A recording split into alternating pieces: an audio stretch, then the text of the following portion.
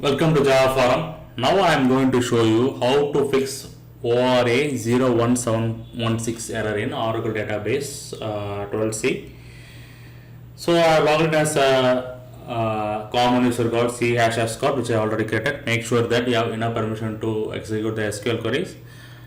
So now I am going to create one cluster called mask cluster for the column serial number with the number data type.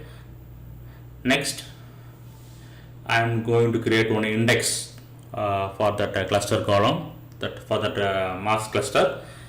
So create index, marks index on cluster, mark cluster, NOSORT. Okay, this SQL statement is throwing ORA-01716 NOSORT may not be used with the cluster index. So remove the keyword NOSORT. So that is a fix for this ORA-01716 error. Now you can see that index is created.